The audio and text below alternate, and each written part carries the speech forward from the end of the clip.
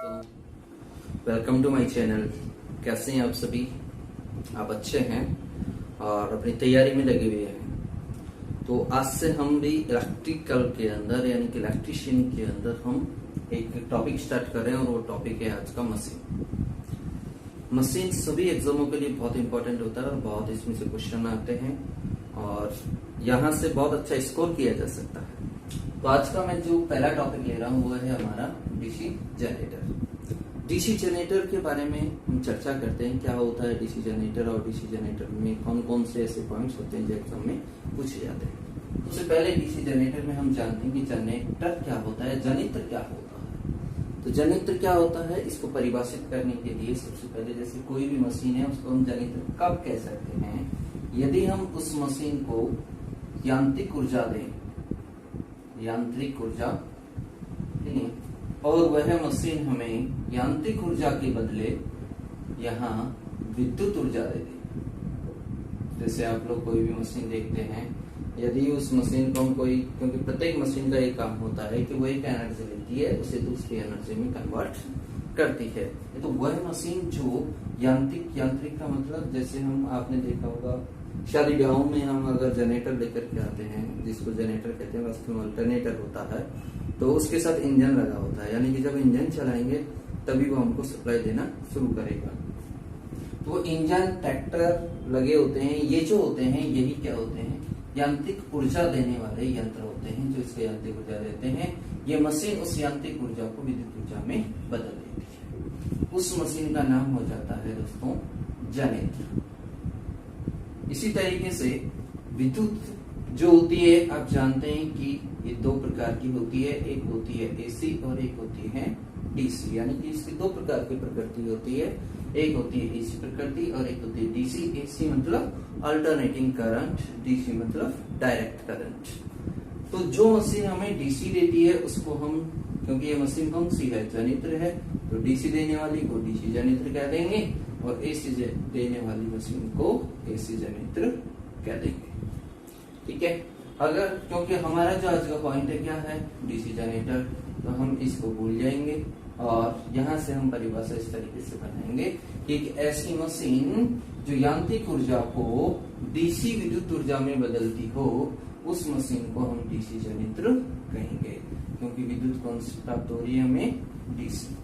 ठीक है, अब डीसी जनरेटर जो होता है ये किस सिद्धांत पे काम करता है, किस तरीके से ये विद्युत उत्पन्न करता है, वो सिद्धांत हमें देखना है। तो होता है फैराडे के विद्युत चुंबकीय प्रेरण के सिद्धांत पे काम करता है। फैराडे के विद्युत चुंबकीय प्रेरण के सिद्धांत पे काम करता है, चुंबकीय प्रेरण के सिद्धांत। अब फैराडे का विद्युत चुंबकीय प्रेरण का सिद्धांत क्या होता है, इसको समझते हैं। जैसे फैराडे ने कहा कि आप कोई भी दो चुंबक ले लीजिए, यानी कि चुंबकीय क्षेत्र बनाना है, चुंबकीय यहाँ पर फील्ड उत्पन्न करना है और चुंबकीय फ्लक्स पैदा करना है। तो हमने क्या किया, दो चुंबक ले लिए, एक एन और एक एस। अगर विपरीत ध्रुव होंगे तो आकर्षण होगा, आकर्षण से यहाँ पर फ्लक्स पैदा हो जाएगा, यानी कि बल रेखाएं एन से एस की ओर जाना शुरू कर देंगी। तो इस तरीके से यहाँ पर ये चुंबकीय क्षेत्र उत्पन्न होना शुरू हो जाएगा। अब इस चुंबकीय क्षेत्र में, इसी चुंबकीय क्षेत्र में कोई भी चुंबकीय क्षेत्र में यदि किसी चालक को घुमाया जाता है तो घुमाने से उसमें क्या होगा, फ्लक्स में कटौती होगी। यानी फैराडे का विद्युत चुंबकीय प्रेरण का नियम क्या कहता है कि यदि किसी चुंबकीय क्षेत्र में किसी चालक को घुमाया जाए या गति करवाया जाए तो गति करवाने से उस चालक में फ्लक्स कटौती के कारण ईएमएफ उत्पन्न हो जाता है, यानी कि हमें यहाँ पर ईएमएफ मिलता है। अब ये जो ईएमएफ होता है, वास्तव में इसकी यहाँ जो प्रकृति होती है वो ईएमएफ की प्रकृति एसी होती है और यहाँ तक भी हमें एसी ही प्राप्त होती है। लेकिन यहाँ हम इसको बदलने के लिए स्लिप्ड रिंग लगाते हैं और स्लिप्ड रिंगों को हम कम्यूटेटर भी कहते हैं, कम्यूटेटर। और कम्यूटेटर के कारण ये एसी बदल करके हमें किसमें मिल जाती है दोस्तों, डीसी में मिल जाती है। तो ये कई बार क्वेश्चन पूछा जाता है, जब ये गति करता है तो ये एसी पैदा करता है लेकिन बाद में हमें डीसी प्राप्त हो जाती है। तो ये है फैराडे का विद्युत चुंबकीय प्रेरण का नियम। एक क्वेश्चन और यहाँ से पूछा जाता है कि ये जो ईएमएफ है, इस ईएमएफ की दिशा हम किससे ज्ञात करेंगे। ईएमएफ की दिशा जो होती है कि इधर आता हुआ होगा इस चालक में या उधर जाता हुआ होगा। तो ईएमएफ की दिशा के लिए एक नियम आता है दाएं हाथ का नियम, और ये दाएं हाथ का जो नियम है ये किसका होता है, ये होता है दोस्तों फ्लेमिंग का। यानी कि फ्लेमिंग के दाएं हाथ के नियम के अनुसार हम ईएमएफ की दिशा बताते हैं। फ्लेमिंग के दाएं हाथ का नियम क्या होता है, फ्लेमिंग का दाएं हाथ का नियम, जैसे मैं अपने ही हाथ के द्वारा आपको बता रहा हूँ। जैसे हम इसकी बात करिए, मेरा दायां हाथ है, दायां हाथ में जैसे अब हम अगर इसकी बात कर रहे हैं, ये हमारा एक चालक है, और अगर हम इस चालक की बात कर रहे हैं तो इस चालक में आप देख रहे हैं कि इधर फ्लक्स, क्योंकि एन इधर है, एस इधर है, तो फ्लक्स उधर जाता हुआ हो गया, और ये जो है इधर की तरफ गति कर रहा है ऊपर की तरफ। तो ये मेरा अंगूठा इसकी गति को बताएगा, ये फ्लक्स को बताएगा। तो ये जो उंगली है, बीच वाली जो उंगली है, ये उंगली ये बताएगी इसकी ईएमएफ की दिशा को, यानी कि ईएमएफ अंदर की तरफ जा रहा है। इसमें इस कंडीशन में ईएमएफ की जो दिशा होगी इसके अंदर, वो दिशा होगी इस तरह अंदर की तरफ होगी। ठीक है दोस्तों, तो फ्लेमिंग के दाएं हाथ का नियम के अनुसार डीसी जनरेटर के अंदर ईएमएफ की दिशा होती है। ये क्वेश्चन कई बार पूछा गया है, इसको याद रखना है। तो डीसी जनरेटर की संरचना में मैं एक टेम्परेरी संरचना बना रहा हूँ, और इस टेम्परेरी संरचना के अंदर आप देख सकते हैं कि जैसे ये बाहरी क्षेत्र हमारा योग होता है, और इसमें यहाँ पर फील्ड पोल्स बने होते हैं, और फील्ड पोल्स के यहाँ पोल्सू बने होते हैं। ठीक है दोस्तों, ये पोल्सू,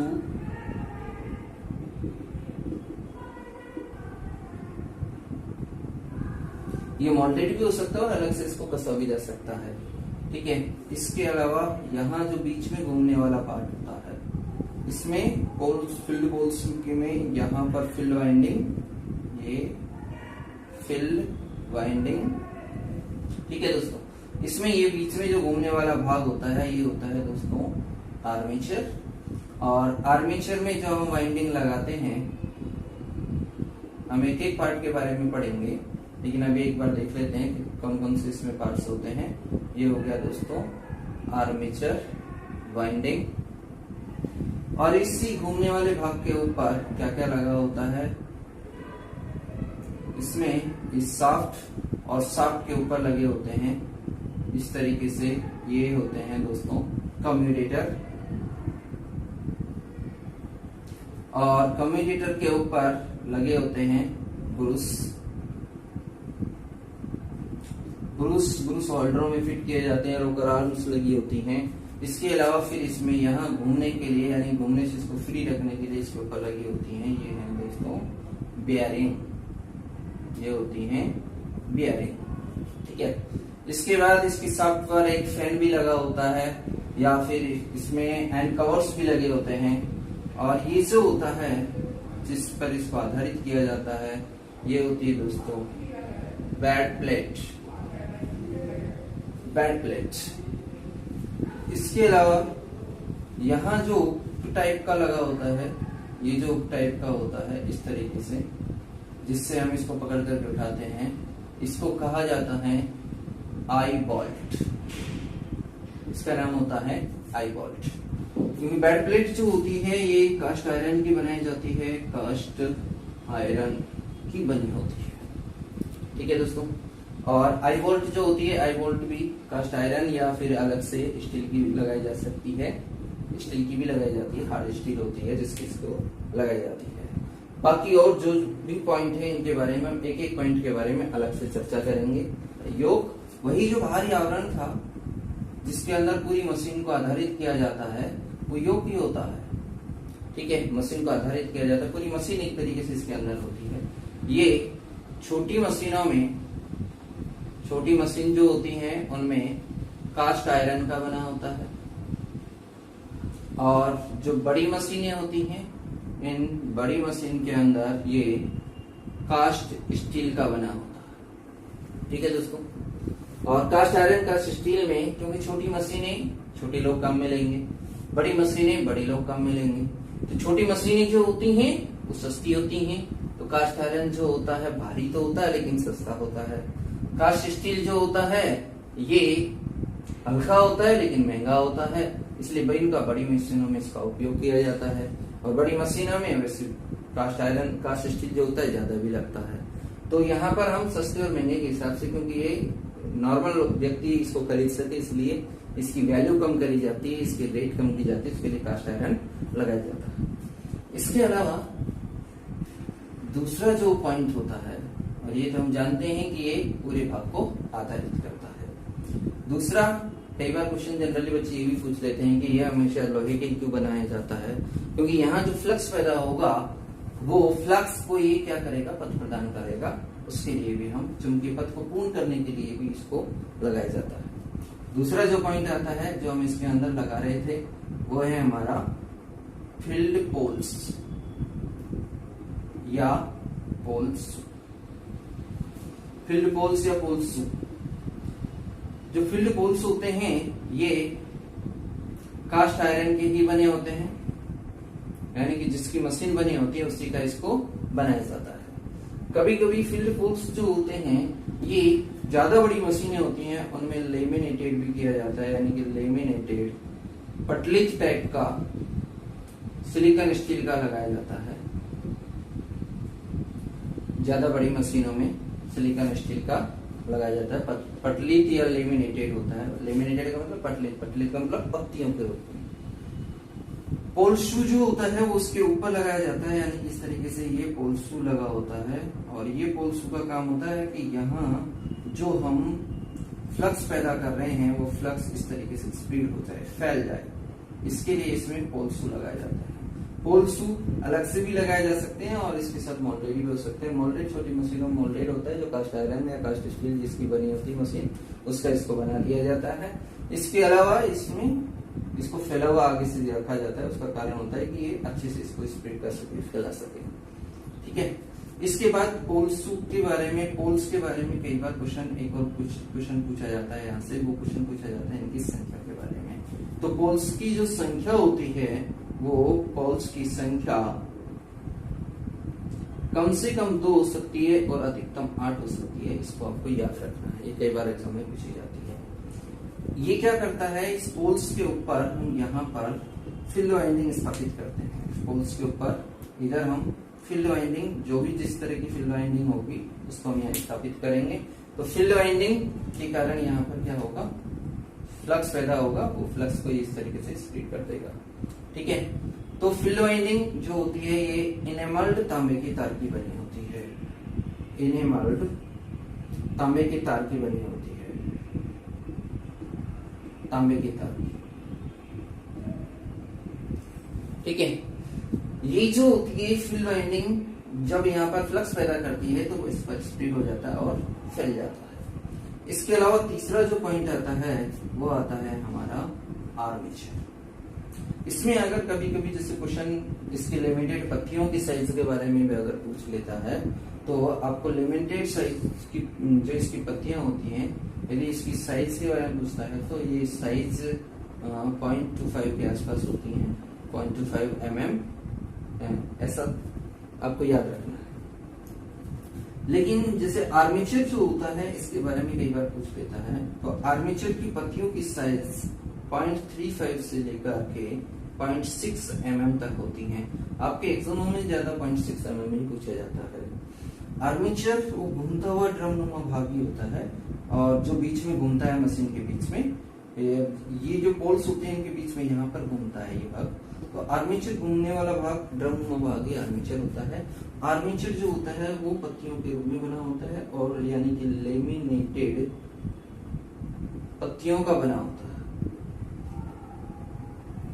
और ये जो होता है ये सिलिकॉन स्टील का बना होता है, सिलिकॉन स्टील का बना होता है, यानी कि इससे सिलिकॉन स्टील का बनाया जाता है, लेमिनेटेड पत्तियों का होता है। तो आर्मेचर घूमने वाला भाग होता है और ये सिलिकॉन स्टील का बनाया जाता है, लेमिनेटेड पत्तियों का होता है। इसकी साइज ये होती है। सिलिकॉन स्टील का क्यों बनाया जाता है या आगे हम या पत्तियों के रूप में क्यों बनाया जाता है, क्योंकि यहाँ दोष पैदा होते हैं, उन दोषों को कमी दूर करने के लिए, हानियों को दूर करने के लिए हम सिलिकॉन स्टील और लेमिनेटेड अलग अलग स्पेशल जो हम लेते हैं, इसका कारण यह है। सिलिकॉन स्टील जनरली याद रखना है हिस्टैरिसीस और एडी करंट दोनों हानियों को दूर करने के लिए होता है, और लेमिनेटेड जो होता है ये एडी करंट को दूर करने के लिए किया जाता है, पत्तियों के रूप में एडी करंट को दूर करने के लिए बनाया जाता है। ये क्वेश्चन कई बार आ चुका है। लेमिनेटेड क्यों करते हैं? क्योंकि एडी करंट हानि को कम करने के लिए। सिलिकॉन स्टील में सिलिकॉन क्यों मिलाया जाता है? और ये सिलिकॉन की मात्रा भी अगर आपसे कभी पूछ ली जाए तो ये 2.5 से लेकर के 3.8 तक हो सकती है। 2.5 से लेकर के 3.8% तक हो सकती है। थोड़ी कम मात्रा में मिलाया जाता है, ज्यादा मात्रा में मिला देंगे तो भंगूर हो जाएगा, इसलिए हम ज्यादा मात्रा में इसको नहीं मिलाते हैं। आर्मेचर में यहाँ आर्मेचर वाइंडिंग लगाई जाती है, और ये आर्मेचर वाइंडिंग वही एनिमल तांबे के तार की बनी होती है जिसको इसके ऊपर स्थापित किया जाता है। आर्मेचर का काम होता है इस वाइंडिंग को आधारित करना और इसको इस चुंबकीय क्षेत्र में गति करवाना। चुंबकीय क्षेत्र में गति होगी तभी फैराडे का नियम लागू होगा, इसके अंदर ईएमएफ उत्पन्न हो जाएगा। चौथा जो पॉइंट आता है वो पॉइंट आता है दोस्तों हमारा कम्यूटेटर। इस तरीके से कम्यूटेटर लगा होता है, और ये कम्यूटेटर जो होता है किसका बना होता है? ये क्वेश्चन कई बार आ चुका है। कम्यूटेटर हार्ड ड्रॉन तांबे का बना होता है, हार्ड ड्रॉन तांबे का बना होता है, और इसको बैकेलाइट की सीट पर लगाया जाता है, यानी बैकेलाइट की सीट के ऊपर इसको लगाया जाता है कम्यूटेटरों को। कम्यूटेटर सेगमेंट्स होते हैं, टुकड़े होते हैं, उन टुकड़ों को इसके चारों ओर चिपका दिया जाता है, कम्यूटेटर सेगमेंट्स जिनको कहते हैं। और ये सेगमेंट्स के बीच में अभ्रक भरा जाता है ताकि एक दूसरे से शॉर्ट सर्किट ना हो सके, इसलिए इनके बीच में अभ्रक भरा जाता है। इनकी आकृति वी आकार की होती है, ये भी कई बार क्वेश्चन पूछा जाता है। इनकी जो आकृति होती है वो वी आकार की होती है। वी आकार की क्यों रखी जाती है? ताकि जब ये गति करे तो आप केंद्रीय बल को ये सहन कर सके, तो इसको वी आकार की आकृति बनी होती है। इसकी जो वो भाग जिससे हम, क्योंकि ये कम्यूटेटर जो होता है, जैसे यहाँ ये हमारा आर्मेचर है और यहाँ इस तरीके से ये कम्यूटेटर लगा होता है, तो इसमें से जो वाइंडिंग निकलेगी आर्मेचर वाइंडिंग, उसको इस पे जोड़ा जाएगा। तो जहां इसको जोड़ा जाता है उस भाग को राइजर कहा जाता है। ये क्वेश्चन कई बार आ चुका है, राइजर लग इसको कहते हैं, इसको याद रखना, ठीक है, जहां इसको जोड़ा जाता है। इसके बाद इनके ऊपर चलती है ब्रूस। अब ब्रूस जो होती है, इस ब्रूस को किसकी बनाई जाती है? ये कई बार क्वेश्चन आता है। तो ब्रूस जो होती है, नेक्स्ट होता है पांचवा ब्रूस, और ब्रूस जो होती है दोस्तों ये बनी होती है कार्बन की। छोटी मशीनों में इसे कार्बन की बनाया जाता है, बड़ी मशीनों में कार्बन में तांबा और मिला दिया जाता है, कार्बन में तांबा और मिला दिया। कई बार एग्जाम में ग्रेफाइट बोल दिया जाता है, तो आप भी जानते हैं कि जो ग्रेफाइट है वही कार्बन है, कार्बन का अपर रूप होता है ग्रेफाइट। तो ब्रूस जो होता है कार्बन या ग्रेफाइट के बनाए जाते हैं, कार्बन या प्लस तांबे के बनाए जाते हैं। ये छोटी मशीनों में होता है, ये बड़ी मशीनों में होता है। इनकी करंट क्षमता ज्यादा होती है, इनकी करंट क्षमता थोड़ी कम होती है, इसलिए हम इस तरीके का परिवर्तन करते हैं। ये जो ब्रूस होती है, ब्रूस में हम कार्बन का ही उपयोग क्यों करते हैं? इसके कई बार क्वेश्चन यहाँ से पूछ लिया जाता है, तो कुछ पॉइंट मैं आपको बता देता हूँ। कार्बन जो होता है ये ऑक्सीकृत नहीं होता है, ऑक्सीकृत नहीं होता है, यानी कि कार्बन ऑक्सीकरण नहीं करता है, तो ऑक्सीकृत नहीं होता है। दूसरा, ये तापमान को सहन कर सकता है, तापमान सहन कर सकता है। नेक्स्ट जो है तीसरा पॉइंट वो है कि जो कार्बन है इसकी करंट एम्पियर क्षमता 4 से 6 एम्पियर प्रति सेमी स्क्वायर होती है, तांबे इससे ज्यादा होती है।